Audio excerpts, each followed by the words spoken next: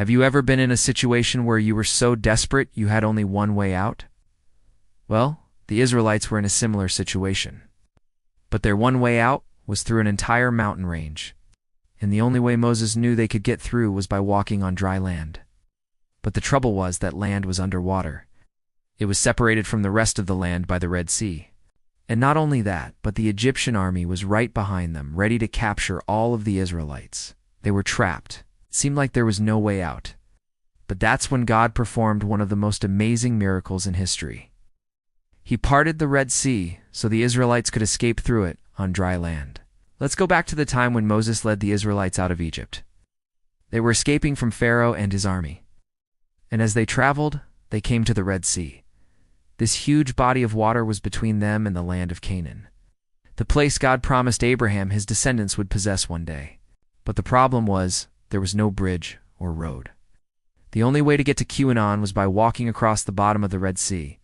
But the trouble was, the Red Sea was over 200 feet deep. And even if they could walk down to the bottom of the sea, they'd be under extreme pressure. Plus, they'd have to hold their breath the entire time. It seemed impossible. But when Moses looked back, he saw the Egyptians getting closer and closer. Soon they would be upon him and his people. So Moses cried out to God for help. Then something amazing happened.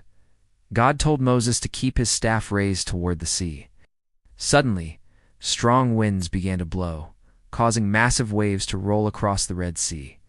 And as the waves crashed down, they formed a path of dry land all the way to the other side. Then God told Moses to lead the people forward. They began to walk across the Red Sea. Amazingly, the water didn't start receding until they were almost out of the sea. Then the Egyptians got scared and tried to turn back, but it was too late. God had closed the door behind them.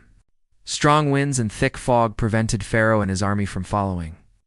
And as soon as the Israelites were all out of the sea, God unleashed his full power on the Egyptian army.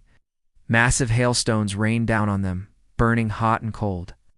Rivers flowed into the desert, turning it into a massive swamp. And to top it all off, God's own army of angels attacked the Egyptians, killing every single one of them. Not one survived. After the battle, Moses and the Israelites crossed over the Red Sea on foot, praising God for his amazing deliverance. Then God spoke to Moses, telling him that the Egyptians would never again try to harm the Israelites. And that is exactly what happened. Hey, I hope you enjoyed today's adventure. If you did, be sure to follow for more exciting stories of God's amazing power. And remember, even when it seems like you're trapped with no way out, God can and will deliver you if you just trust in him. That's all for now. See you next time.